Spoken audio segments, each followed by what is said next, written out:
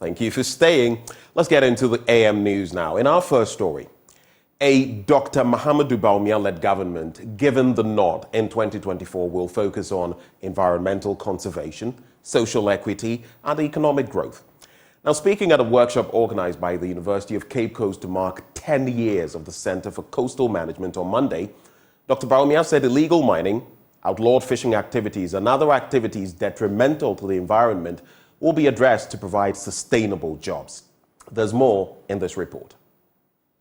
Vice President Dr. Muhamad Bawumia stressed that climate change is a critical global challenge, and it's positive to see that it is receiving attention on the global agenda, including Ghana. Climate change has the potential to affect countries around the world, regardless of their level of development, and its impact can be severe in terms of extreme weather events, rising sea levels, food security, and more. Promising to prioritize climate change in his political manifesto, Vice President Muhamad Bawumia indicated this can be a significant step in recognizing the importance of climate action and sustainability. It is possible. Let us leave a legacy of a thriving, sustainable, and vibrant blue economy for generations to come. For all these reasons, the MPP manifesto and my leadership will have a strong, inclusive blue economy component, because I believe in the great potential that an inclusive, sustainable blue economy can contribute significantly to the creation of jobs, food security. The Pro-Vice Chancellor of the University of Cape Coast, Professor Boahin, emphasized the significance of climate change during the workshop and advocated for immediate collaboration between the government and academia to address this pressing issue. The blue economy in Africa and Ghana is fraught with both challenges and opportunities. One of the most pressing threats is overfishing, which depletes our fishing stocks, damages the marine ecosystem, and jeopardizes the livelihood of countless coastal communities. Climate change and plastic pollution are exacerbating these problems, with rising sea temperatures and ocean acidification causing immeasurable harm to the marine life. These threats are interconnected and require comprehensive action to mitigate. This highlights the recognition of climate change as a critical concern that requires a multifaceted approach involving both academic research and government policy. The policy interventions of digitalization and the distribution of premixed fuel and denying licenses to foreign vessels are measures aimed at protecting coastal communities and their livelihoods in the context of fisheries and marine resource management. These policies can have a significant impact on the sustainability of fisheries and the well-being of coastal population. Latif Idris, JoyNews, Accra. Now, state prosecutors are urging the jury in the Major Adams Mahama murder case to return a verdict of guilt against each of the 14 accused persons charged with murder, conspiracy to commit crime, and abetment of crime. They say the actions by each of the 14 persons showed clearly that they intended to kill him. Richard Kwejunako was in court and came through with this report. The cases for the prosecution and the defense have been closed already, and today was their final addresses before the court. State prosecutors led by Chief State Attorney Evelyn Kelson first addressed the court. To buttress her point, a video of the incident that led to the death of Major Mahama was shown in court.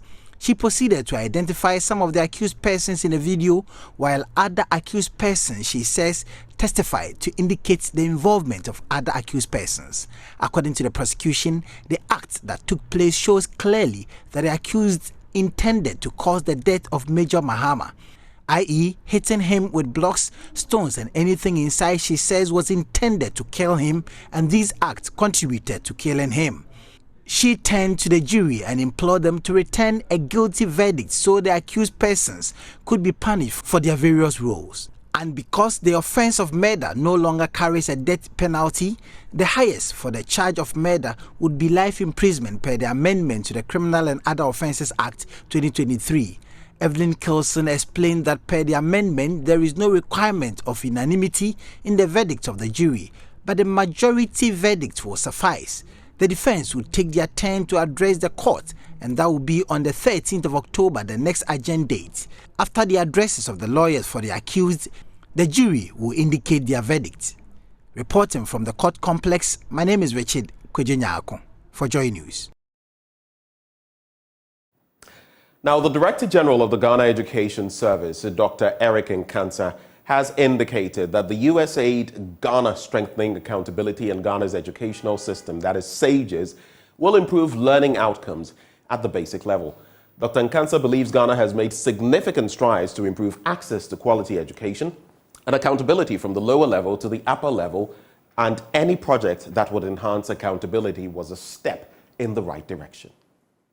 The Cooperative Assistance and Relief Everywhere and its partners, Africa's Community Development Alliance, Crown Agents, Ghana National Education Campaign Coalition, and the School for Life are implementing the 5-year 50 million cooperative agreement with the Ghana Mission of United States Agency for International Development to assist the Ministry of Education and its allied agencies to strengthen accountability at the basic level. The objective is to strengthen accountability mechanisms in the education sector.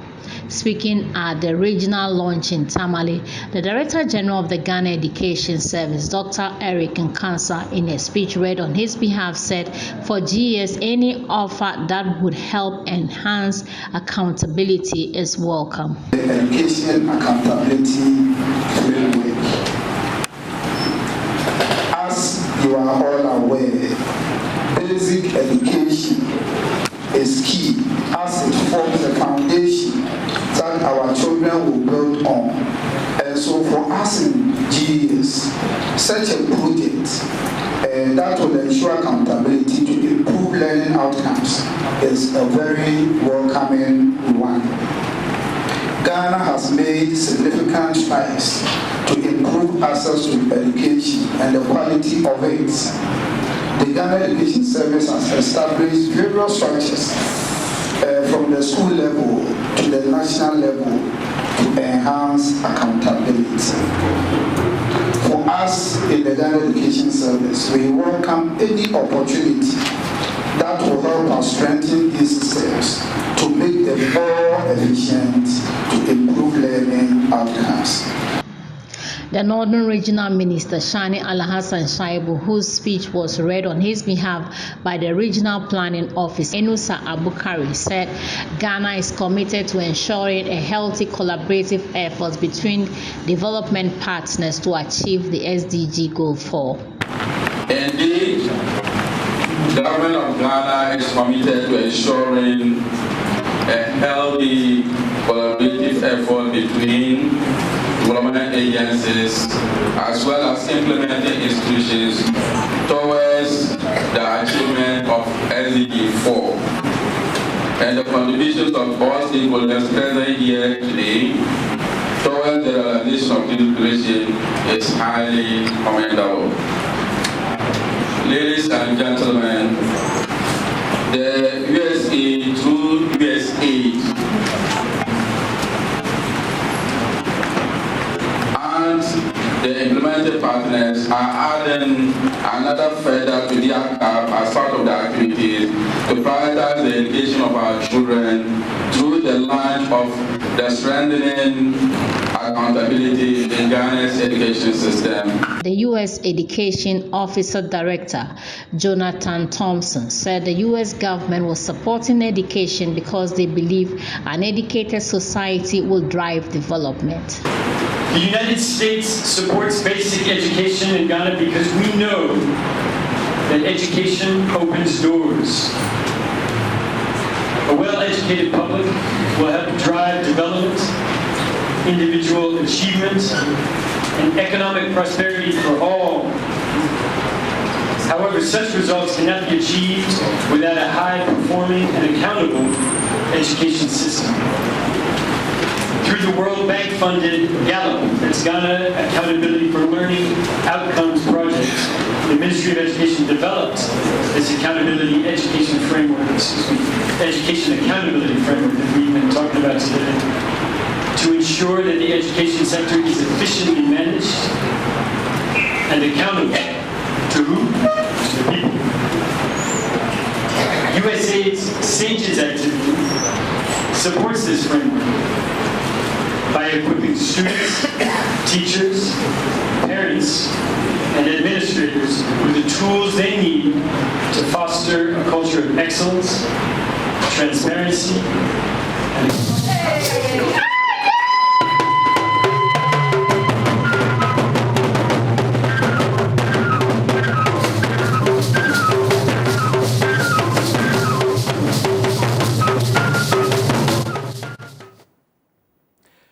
It's been almost 2 years since 18-year-old Godfred Adu set foot in the classroom. A severe pain in his waist is impeding his mobility. This is because his 2 hips are wearing out as a result of sickle cell. Godfred currently moves about bended over his knees at 90 degrees. His father says 100,000 Ghana cedis is needed for his son to undergo surgery. MFA Atiamwa Eli visited Godfred in the central region and now reports. Far away in the heart of Isioko, a hamlet in the Isikuma Odobin Brakwa district of the central region, Godfred is seated on a wooden bench in front of his father's hut. His yellowish eyes are evident of the anguish his body is enduring. In the same eyes, I see an anxiety for him to be relieved of the excruciating pain which has held him bound and far from his dreams of an enthusiastic teenager who just wants to be in school with his peers. I'm Godfred. I'm 18 years old. I'm sick. I can't walk. How better could I tell his story if I don't appreciate his pain? So, with great difficulty, Godfred struggles to get off the bench on which we sat together to demonstrate how he moves about. Firmly holding onto his 2 knees with both hands to support his posture, he manages a few steps to reach the drying line to pick up some clothes into the room. But when and how did he get here? I'm in school and I get some pains in my waist, and I call my father to come and take me from school to hospital, and I come home and I can't walk again. His father, Joseph Adu, a farmer, told me Godfred was diagnosed of sickle cell after seeing the doctor 2 years ago. Both hips are wearing out and cannot support him to stand straight as before. He keeps bending over as a result. Mr. Adu said Godfred's condition is worsening by the day because of the family's inability to raise 100,000 Ghana cedis for him to undergo surgery. They transfer us to Kofodia to make surgery. So when we went there, the cost is very high, so we can't do the surgery. So unless the people help us to do the surgery. How much is the cost of the surgery? What did the hospital tell you? The doctor said they will do both sides, the waist, both sides. So one side is 500 million.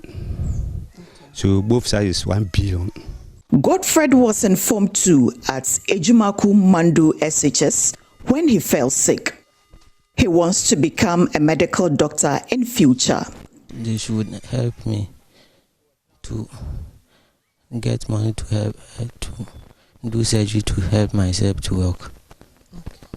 He currently lives on a prayer for that intervention to enable him undergo the life-saving surgery. Amafa Ewenam Atiamwa Eli. For JoyNews, it's your call.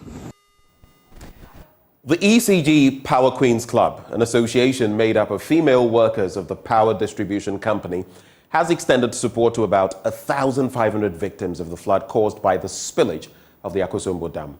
The national president, Queen Doreen Jebi, led the national executive to present relief items to victims at safe havens at the Fojoku and Dofo Adidome basic schools in the North Tongue district of the Volta region. There's more in this report. The ECG Queens Club, which aims to promote gender inclusion and address social injustice, internally mobilized items to support victims of the flood. The club donated 2,100 bags of sachet water, baby diapers, sanitary pads, food, toiletries, mosquito nets, and mattresses. The national president of ECG Queens Club, Queen Doreen Jebi, empathized with the victims. We represent all the ladies in the organization. As one of our corporate social responsibility, we try as much as possible to help people within our operational areas. So we deem it necessary to help those who are within our community with our widow's mite. So our journey here today from the operational areas, especially Accra, Tema, and Ho, we are here to empathize with our brothers and sisters here in Fojoku and then Dofo Adidome with few items. We cannot do much, but we can share our love with the token that we have presented, because we also know and believe that this could happen to anybody. So this is just our widow's smile to our brothers and sisters who have been affected by the spillage. The North Tongue District Chief Executive, Osborne Fenu, thanked the club for the show of generosity towards the victims. We are very grateful to them for this kind gesture they have extended to us. This is because you see that everybody's focus is on the other communities, especially the hardest hit community, which is Mepe. And the rest of the camp seems to have been forgotten in the minds of many other people. We have 15 safe havens currently being operated by the District Disaster Management Committee, and about 69 communities affected directly. And so we are dealing with all these communities and not Mefe alone. The Volta Regional Public Relations Officer of ECG, Benjamin Entry, seized the opportunity to touch on power supply in the flooded areas. So Akakpo box supply point got flooded as a result of the Akosombo Dam spillage. We had to shut down the box supply point, and this resulted in power outage to some communities like Adidome, Keta, Sugakope, Akachi, but quickly we were able to transfer all these customers to the Drapon feeder and then their flower box supply point. So we put measures in place, and as we speak, all customers within that enclave are on power supply. It is important to note that the water level at the Sugakope BSP has receded, but at the moment we are putting measures in place to assess the damage. Fred Kwame Asari, JoyNews. We are here to serve the two communities of Fojoku and Dofo Adidome with our love. In love we serve. In unity we grow. Thank you all. In our next story, the St. Luke's Hospital in Apam has been given medical supplies from civil society organization CheckRight as part of efforts to strengthen its commitment to providing quality and accessible healthcare. The donation will support the hospital's ongoing rebranding efforts and its mission to deliver high-quality healthcare services to the public. There's more in this report. The St. Luke's Hospital has encountered a multitude of challenges, and the contributions from organizations like CheckRight play a pivotal role in helping the hospital overcome these obstacles and provide exceptional care.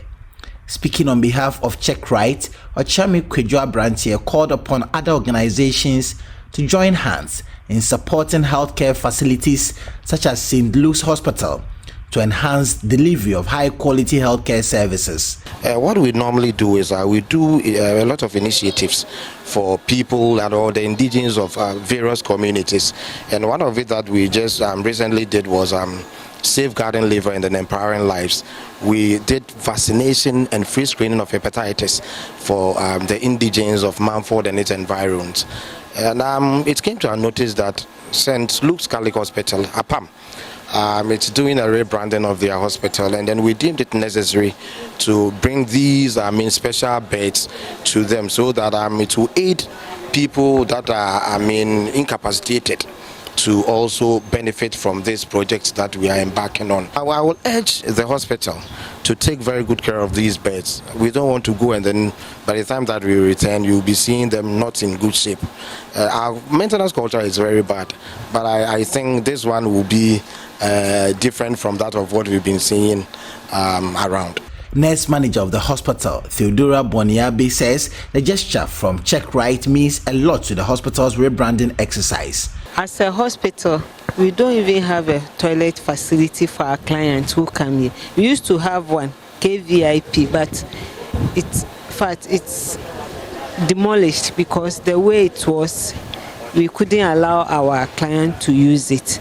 So we have demolished it, and we need assistance to be able to build a modern one so that they can use it when they come here. And then because of our proximity to the sea, in fact, our gadgets, in no time they will break down. So we try every time to maintain them so that at least we can use them for some time before we discard them. We have a need, especially with our OPD, because the OPD, when it rains, it's terrible. So that is the major project that we have for the rebranding of the hospital. But since we have other needs, we are also expecting our donors or whoever is willing to help us with other gadgets that will help us give quality and standardized care to our clients. So we are very grateful for this delivery beds that you brought to us. It will serve a very good purpose for especially our pregnant mothers. The hospital management also wants some support to enable the hospital manage its facilities because of the facility's closeness to the sea. And it's on that note of health that we cap off the show. But stay with us. Up next, the news review. I'll be joined by former president of the Ghana Journalists Association in the person of Afeo Money. Stay.